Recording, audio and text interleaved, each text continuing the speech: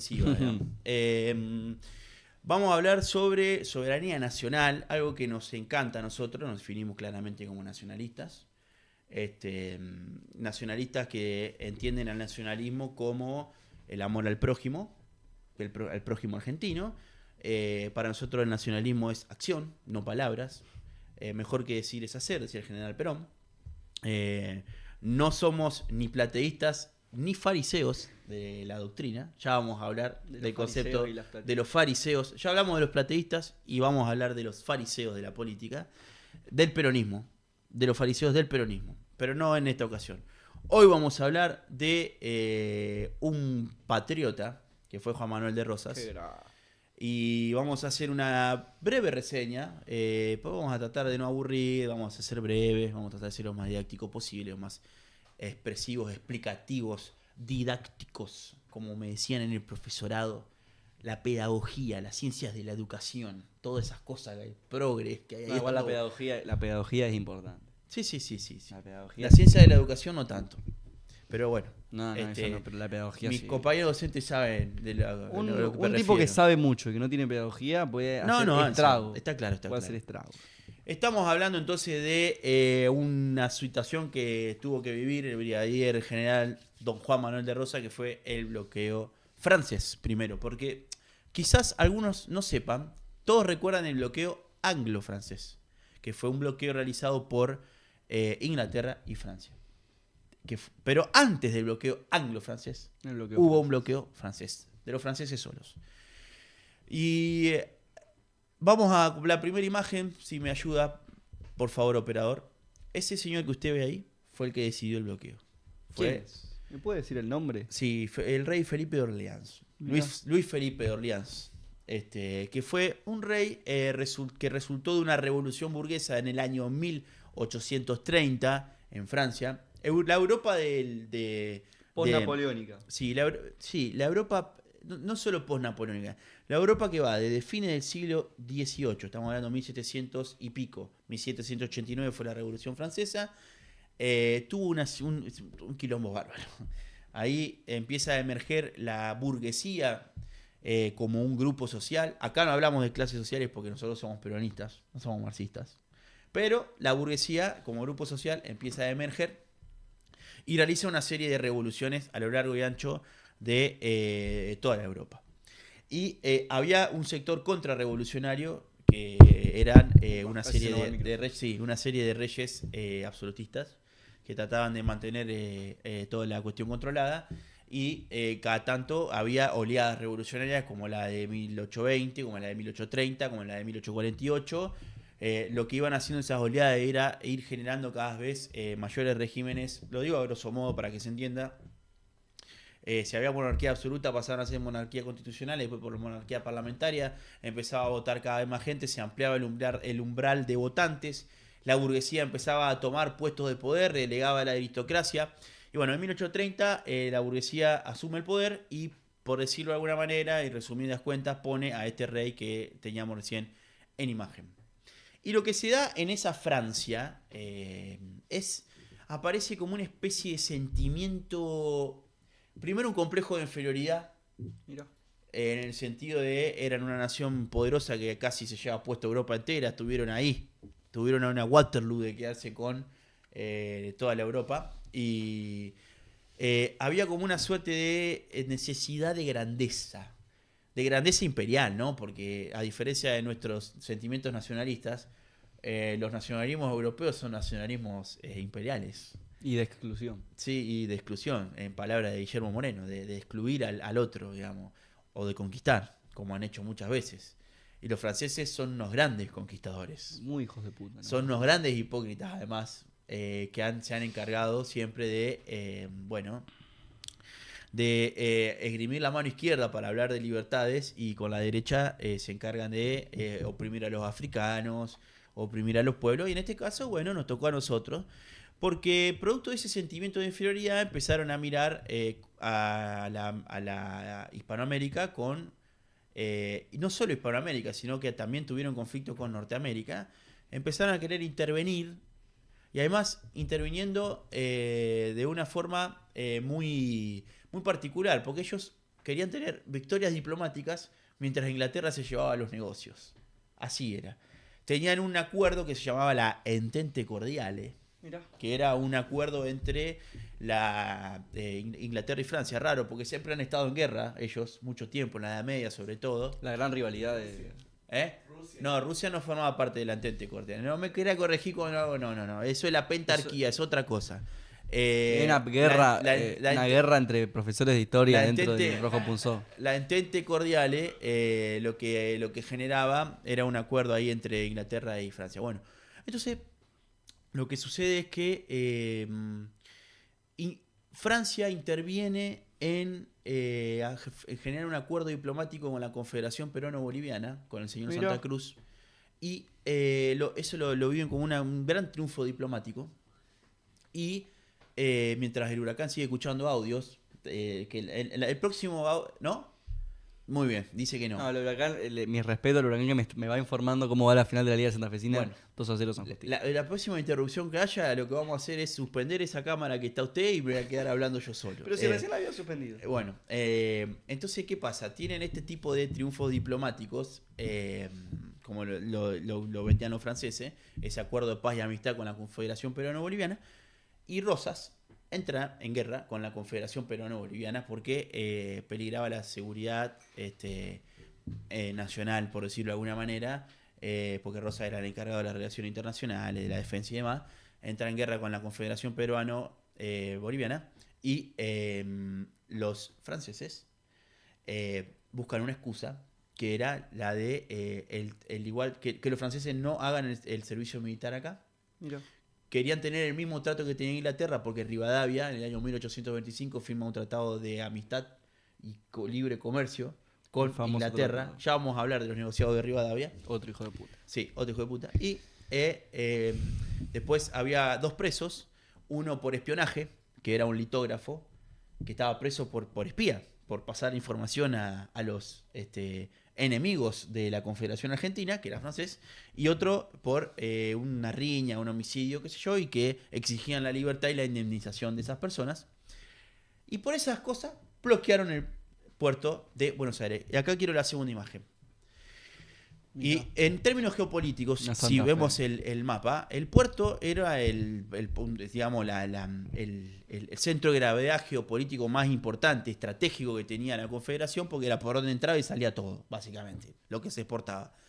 Y ahí vemos la importancia geopolítica de que para los ingleses, la banda oriental, porque los ingleses intervinieron en la guerra de nosotros con el Brasil para el Estado Cisplatino. Le decían el Estado Cisplatino cuando el Imperio de Brasil conquista la banda oriental, la importancia que tiene que haya un Estado ahí, porque sería más difícil geopolíticamente poder bloquear un puerto si vos tenés más área que ocupar de parte de una flota. En este caso, bloquearon el puerto de Buenos Aires y se cerró todo. Y creían que con eso iban a dar el brazo a torcer de don Juan Manuel de Rosas. Y acá hay que decirlo, es muy larga todo el proceso, ¿no?, que se va dando, pero Rosas lo que hace es ir retrasando las negociaciones, ganar tiempo, tuvo costos, porque los salvajes unitarios operaban desde lo que era el Estado uruguayo, operaban desde ahí, estaban exiliados, y operaban ahí es donde surge el mitrismo con el Partido Colorado y toda esa parte. Más adelante. Sí, por ahí. Bueno. Y van operando desde ahí. De hecho, se genera una invasión de Lavalle. Lavalle contra, o sea, los franceses a favor de Lavalle. O sea, los unitarios se alían con una banda extranjera. Siempre hicieron eso. Se alían con una banda extranjera. Y también tiene confrontaciones con estancieros del sur de la provincia de Buenos Aires producto del bloqueo. Es decir, que Rosas empieza a tener conflicto interno, sin embargo, aguanta y después se genera lo que se conoce como, vamos a la tercera imagen, el Tratado Macó-Arana, que es eso que estamos viendo ahí, cómo se lo comunica. A verlo. Básicamente, digo, fue hubo una victoria diplomática acá, de parte de la Confederación. Y esto es para entender el lenguaje del poder. Porque si hay algo que es siempre igual, es el lenguaje del poder. Es decir, si Rosas cedía rápidamente ante la presión de esta potencia extranjera, después va a venir otra potencia extranjera y nos iba a culiar rápidamente. Va hablando coloquialmente. ¿No? Rápidamente. ¿Por qué? Porque si cedes rápido, entonces hay un lenguaje del poder que es universal. Para quienes crean que inventan la pólvora con alguna cosa de la política, hay algo que es universal, que tiene que ver con estas cosas de las relaciones internacionales, que también se da en la micropolítica. Rosas tiene un triunfo diplomático y aquí tenemos a ver si muestre cámara completa. la correspondencia entre San Martín y Rosas, y yo le quiero leer lo que San Martín, gran aprecio. lo que San Martín le dice a Rosas cuando se entera del bloqueo.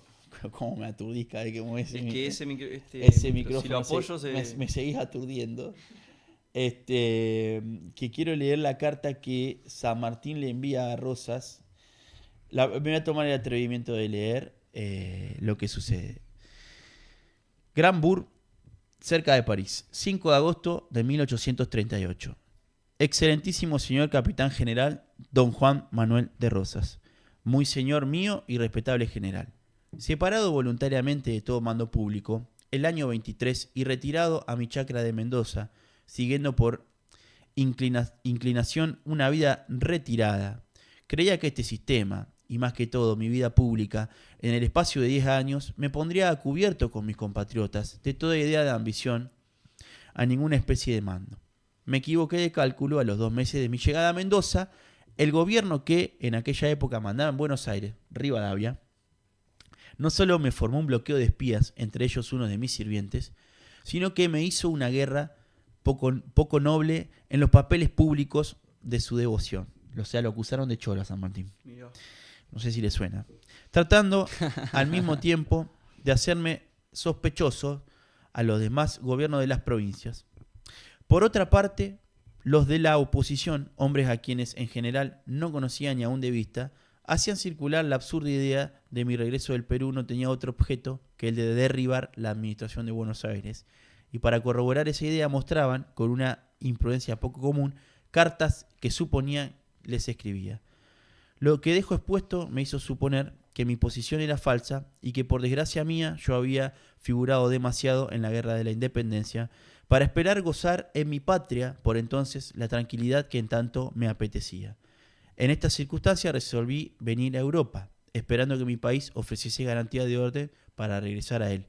La época que creí oportuna, el funesto año 29, a mi llegada a Buenos Aires me encontré con la guerra civil. Preferí un nuevo ostracismo a tomar ninguna parte en sus dimensiones, pero siempre con la esperanza de morir en su seno. Desde aquella época, 6 años de males no interrumpidos han deteriorado mi constitución, pero no mi moral, ni los deseos de ser útil a nuestra patria. Me explicaré.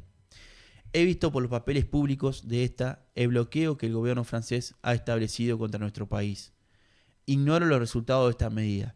Si son los de la guerra, yo sé que mi deber me impone como americano, pero mis circunstancias, y la que no se fuese a creer que me supongo un hombre necesario, hacen, por un exceso de delicadeza, que usted sabrá valorar, si usted me cree de alguna utilidad que espera sus órdenes.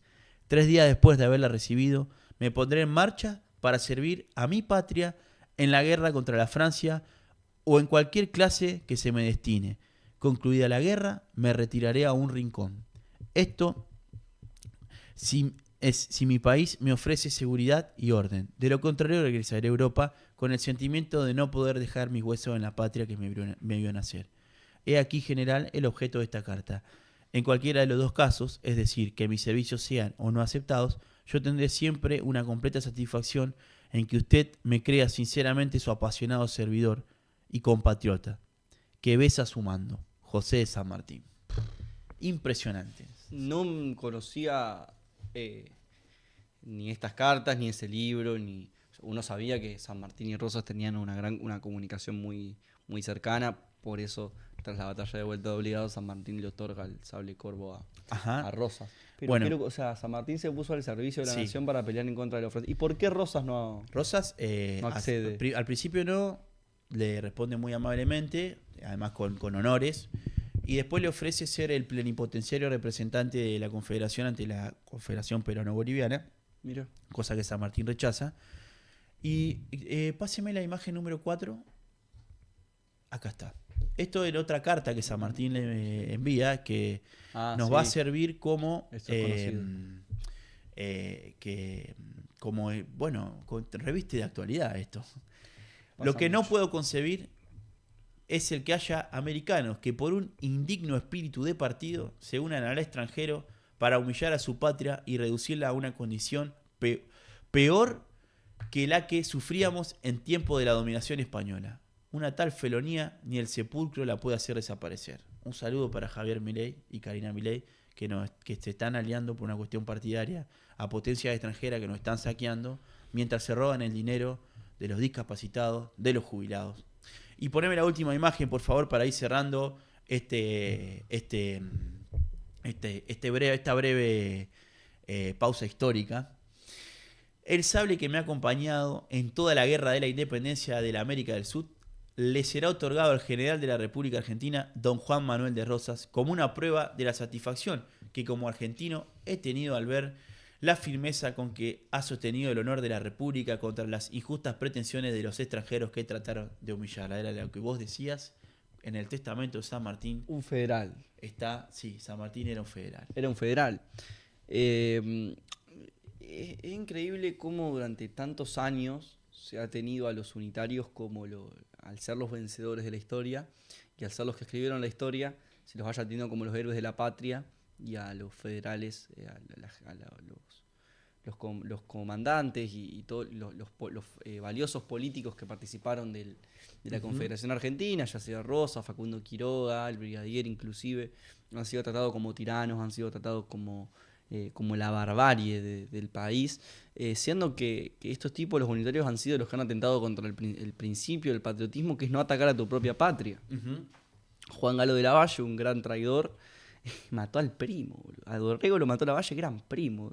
Que vos tenés que decir qué mayor acto de deshonor que, además de atentar contra uno de los mayores próceres de la historia del país, atentar contra tu propia sangre, contra tu propia familia. Qué personaje complejo Lavalle. No, Lavalle para mí no es ningún personaje complejo, para mí es un hijo de puta. No, porque fue un héroe de la independencia, lo digo. Sí, a ver, ha habido muchos héroes de la independencia que después se han comportado en contra de la integridad del propio país. No, por eso le digo que es un personaje complejo. Esa es la Lo mismo complejidad. Carlos María de Alvear, que incluso llegó a escribir cartas falsas para hacer decir que San Martín se las escribía a él y Carlos María de demás. Alvear mandó a José Manuel García, que después fue un colaborador de Bernardino Rivadavia, una nota pidiendo que la provincia unida del sur sea un protectorado inglés. Mandó Sí, esa no, nota Alvear era un tipo, un cipayo, y hay una curiosa historia, que es que en la tertulia en la cual San Martín conoce a Remedios de Escalada, en la que se ponen de novio, viste que antes era así, era mediante tertulias. Uno de los candidatos para ser pareja de Remedios era Carlos María de Alvear, justamente. No, lo eligió Y bien. Remedios eligió muy bien. Santo Remedio. Murió muy joven Remedios. Sí, murió muy joven Remedio Calara, funta esposa de don José. Qué grande Juan San Manuel de Martín. Rosas. Y Juan Manuel de Rosas. Y la verdad que otro maltratado por la historia, que por suerte el revisionismo histórico lo ha podido recuperar como para muchas personas, seguramente el segundo o tercer prócer más importante de la historia del país, por detrás de San Martín y del general Perón. Con sus cosas también. Con sus cosas, pero... Sus luces y sombras, como todo. Era un tipo muy pulento. Muy pulento. Para hablar en términos un poco menos coloquiales, un tipo muy violento en cuanto al accionar de guerra, un tipo que de armas tomar, no muy dialogante, pero con un muy buen trato con los pueblos originarios, por ejemplo. Más allá de que la campaña del Chaco y del desierto también de la Patagonia se ha cargado muchas vidas, pero con los indios de la periferia de Buenos Aires, de la provincia de Santa Fe, tuvo diálogo y llegó a dar incluso puestos muy importantes a muchos pueblos originarios. Aunque, por ejemplo, la campaña del desierto de Rosas agarrió más indígenas muertos que la campaña de Roca, por ejemplo. Ujú. Pero un fenómeno Juan Manuel de Rosas. Así que bueno, con